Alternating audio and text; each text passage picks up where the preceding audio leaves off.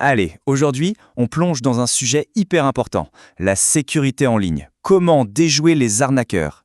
Le but, ce n'est pas de paniquer, non, c'est de comprendre leurs techniques pour mieux s'en protéger. On va voir ensemble comment reprendre la main. On s'est tous posé la question, pas vrai? Au moment de se connecter à son app bancaire, cette petite seconde d'hésitation. Est-ce que l'argent est vraiment en sécurité là-dedans? C'est une question tout à fait légitime et on va y répondre.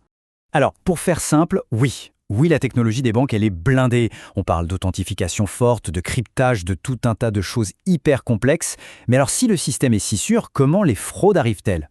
Eh bien, c'est là toute l'astuce. Les arnaqueurs, ils ne s'attaquent pas au coffre-fort de la banque. Non, ils s'attaquent à la personne qui a la clé. C'est nous, en fait, la cible. Alors, voilà ce qu'on va voir ensemble. D'abord, pourquoi la cible, c'est nous. Ensuite, on va jeter un œil dans la boîte à outils des arnaqueurs. On verra aussi comment ils manipulent nos émotions. Et puis bien sûr, comment se construire une vraie forteresse numérique et, au cas où, le plan d'urgence. Voilà, on y est. Le truc à comprendre, c'est que la vraie faille, le maillon faible, ce n'est pas une ligne de code, c'est la psychologie humaine. Et ça, les escrocs, ils l'ont parfaitement intégré. C'est leur terrain de jeu.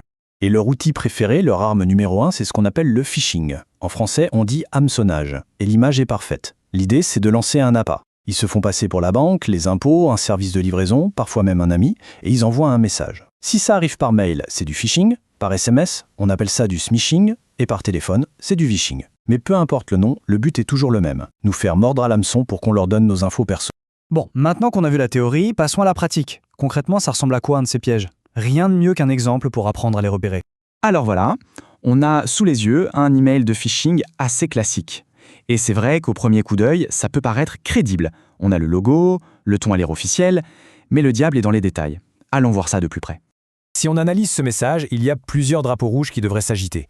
D'abord, regardez l'adresse de l'expéditeur. Une banque n'enverra jamais un mail depuis une adresse, je sais pas moi, @hotmail.com ou un truc bizarre.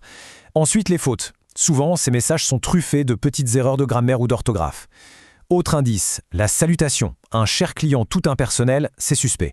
Et puis, il y a ce sentiment d'urgence, on va y revenir. Et enfin, le cœur du piège, ce fameux lien sur lequel on nous pousse à cliquer. C'est là que tout se joue. Et tenez un exemple super concret pour la Belgique. Le SPF Finance, donc les impôts, est très clair là-dessus. S'il doit faire un virement, le numéro de compte aura toujours cette structure, BXXI 7992 et puis la suite. Si c'est autre chose, c'est une arnaque. Point. C'est ce genre de petit détail qui peut tout changer. On a vu la technique, mais en fait, derrière tout ça, il y a quelque chose de bien plus puissant, la psychologie. Il faut bien comprendre que les fraudeurs sont avant tout des manipulateurs, bien plus que des génies de l'informatique. Et leur levier favori, c'est l'urgence. Ils veulent créer un sentiment de panique. Pourquoi? C'est simple. Quand on est stressé, le cerveau reptilien prend le dessus. On réfléchit moins, on agit plus vite. Et c'est exactement ce qu'ils veulent, nous faire des erreurs. Et voilà le genre de phrase qu'ils utilisent pour ça. C'est un classique. Ça, c'est fait pour appuyer sur le bouton peur dans notre cerveau. La peur de perdre l'accès à son propre argent. C'est une pression énorme qui pousse à cliquer sans réfléchir.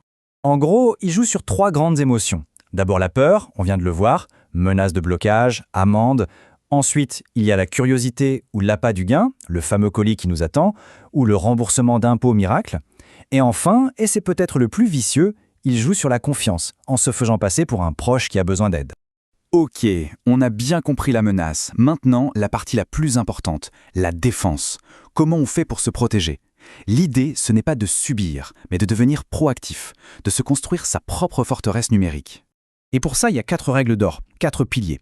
Le premier, et c'est non négociable, on ne partage jamais ses codes. La banque ne les demandera jamais. Jamais. Le deuxième, on garde ses logiciels à jour. Une mise à jour, c'est comme boucher un trou dans un mur, c'est essentiel.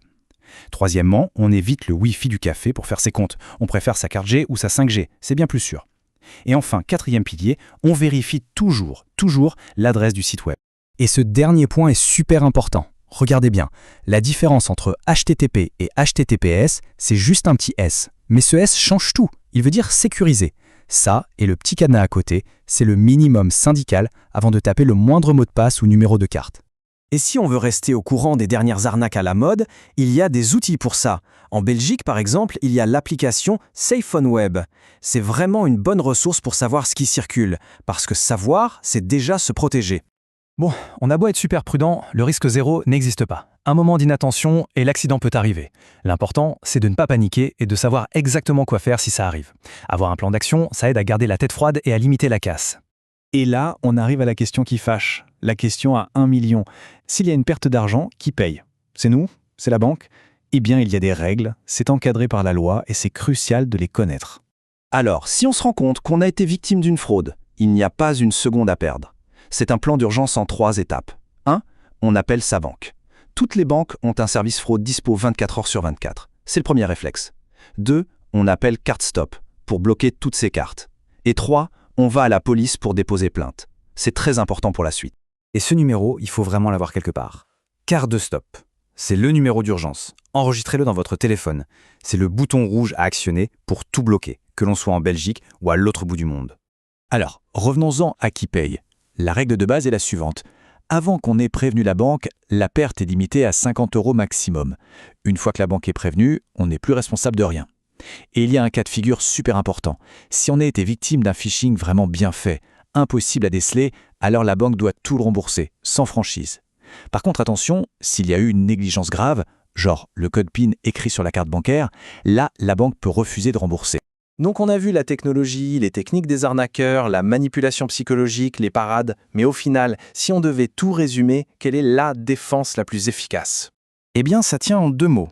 Un scepticisme sain, tout simplement. Ça veut dire quoi? Ça veut dire ne pas tout gober. Ça veut dire marquer une pause avant de cliquer, se poser la question: est-ce que c'est logique? Est-ce que cette offre n'est pas un peu trop belle? Ce petit temps de réflexion, ce doute, c'est ça notre meilleur antivirus.